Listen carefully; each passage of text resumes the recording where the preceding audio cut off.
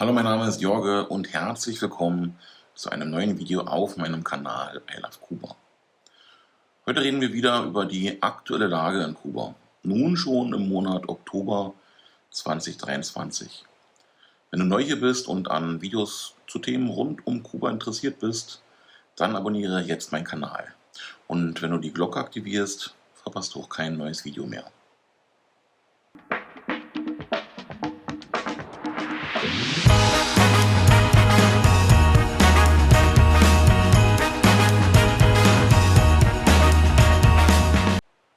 Starten wir wieder mit dem aktuellen Wechselkurs. Immer noch lese ich in den Kommentaren auf diversen Plattformen, dass immer noch angenommen wird, dass der offizielle Wechselkurs bei 1:24 liegt. Wie wir wissen, liegt der offizielle Wechselkurs für Handlungen in Kuba jedoch bei 120 Peso pro Dollar, abzüglich 8% Servicegebühren. Der informelle Wechselkurs stieg in den letzten Monaten kontinuierlich stark an, fiel jedoch in den letzten Wochen wieder ein wenig. In den letzten 8 Wochen wiederum ist das Niveau wieder auf den Stand von vor dem Abfall zurückgekehrt. Zum Zeitpunkt der Aufnahme dieses Videos liegt der Kurs inzwischen bei 250 Peso pro Dollar bzw. 255 Peso pro Euro. Auf Etocke könnt ihr den täglichen Kurs nachschauen. Den Link findet ihr wie immer unter diesem Video in der Videobeschreibung. Kommen wir zu den Einreisebestimmungen. Auch hier lese ich immer wieder die Frage, beziehungsweise werde auch ich immer wieder gefragt. Deswegen behalte ich dieses Thema auch weiterhin als Thema hier in den Videos zur aktuellen Lage. Was wird also benötigt? Die Zollangaben werden online verpflichtend über De Viajeros abgefragt. Hierzu habe ich ein extra Video online. Zusätzlich zu den Zollangaben wird noch die Touristenkarte, also sozusagen das Touristenvisa und eine Auslandskrankenversicherung benötigt. Die Versicherungspolice sollte nach Möglichkeit in Spanisch ausgestellt sein. Habt ihr diese Dinge, also das Online-Formular De Viajeros, die Touristenkarte und die Auslandskrankenversicherung, dann könnt ihr nach Kuba reisen. Einen mindestens 6 Monate gültigen Reisepass, das ist selbstredend. Viel mehr ist dann auch nicht mehr notwendig. Sofern ihr noch keine Touristenkarte habt, könnt ihr diese gerne über meinen Link in der Videobeschreibung bei Kuba Buddy erwerben. Ihr zahlt keinen Cent mehr, aber ich erhalte einen Obolus. Die Standardlieferung erfolgt innerhalb von 3 bis 4 Tagen. Per Expressversand erfolgt die Lieferung in Deutschland innerhalb von 24 bis 48 Stunden. Das Ganze funktioniert über meinen Affiliate-Link. Diesen findet ihr in der Videobeschreibung. Ja, mit dem Kauf über meinen Link unterstützt ihr mich und meinen Kanal. Ich danke euch. Werbung Ende. Mesa Redonda ist eine kubanische Fernsehsendung, quasi eine politische Talkshow. In der letzten Ausgabe kam es zu besorgniserregenden Aussagen. Kuba meldet erneut verstärkt einen akuten Brennstoffmangel, der sich noch weiter verschlimmern könnte. Das Ganze hat zur Folge, dass es wieder zu erheblichen Stromabschaltungen kommen wird. Diese sollen dann auch mal einen halben Tag und länger andauern. Kuba ist seit Jahren von Öllieferungen aus Venezuela abhängig, doch genau diese fehlen seit einigen Zeiten. Die kubanische Regierung gibt den USA die Schuld für die Situation, besonders wegen den Sanktionen, die Auswirkungen auf den Zugang von Devisen hat. Diese werden jedoch benötigt, um Treibstoff, Lebensmittel und andere wichtigen Güter zu kaufen oder zu importieren. Die USA behauptet hingegen, Kuba sei für die Missstände eigenständig durch Misswirtschaft verantwortlich. Die Sanktionen zielen darauf ab, Demokratie und Menschenrechte wiederherzustellen. Wie Katz und Maus wird das Problem wie immer bei anderen gesucht, statt sich den Gegebenheiten anzupassen und entgegenzuwirken.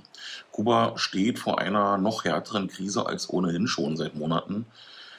Leider sind entsprechende Entwicklungen trotz Hoffnung auf Besserung vorherzusehen gewesen. Kuba kann nicht alleine durch Spenden überleben. Und damit sind wir schon beim nächsten Thema. Die russische Regierung hat Kuba eine großzügige Spende von 650 Tonnen Pflanzenöl im Wert von fast 3 Millionen Dollar überreicht. Diese Spende richtet sich insbesondere an schwangere Frauen und bedürftige Menschen in den östlichen Provinzen. Die Übergabe wurde bei einer Dankeszeremonie zelebriert, bei der die enge Freundschaft zwischen Russland und Kuba betont wurde. Der russische Botschafter Coronelli betonte außerdem, dass Russland ein wichtiger Partner des Welternährungsprogramms, kurz WFP, ist. Mit einem Gesamtbetrag von über 15 Millionen Dollar ermöglicht Russland eine kontinuierliche Versorgung und stärkt die Verfügbarkeit von Material und Notfallkapazitäten im Land in Kuba. Kubas Tourismussektor erlebt weiterhin Schwierigkeiten und die aktuellen Daten zeigen, dass das Land seine Prognosen von 3,5 Millionen Besuchern für 2023 wahrscheinlich nicht erreichen wird.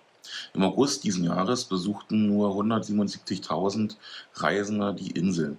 Dies ist nicht nur auf die Hurricane-Saison zurückzuführen, sondern auch auf die anhaltende Tourismuskrise, die schon vor der Pandemie begann.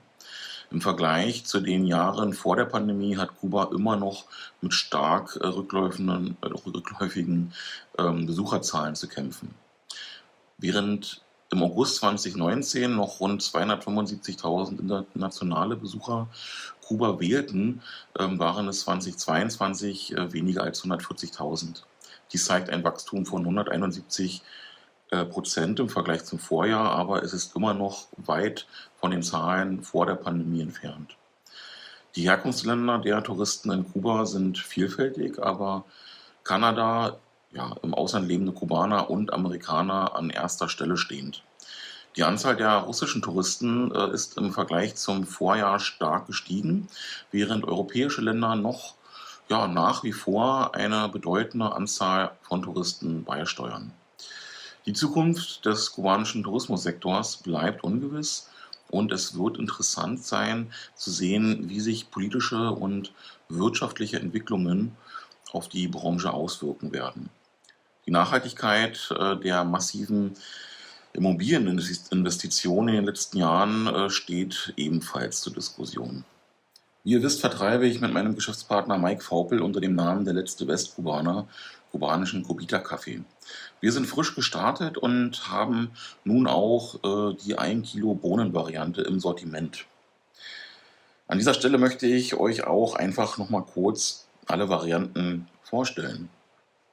Wir haben den gemahlenen Kaffee in der hellen Röstung mit 460 Gramm für alle, die ihren Kaffee etwas milder haben möchten.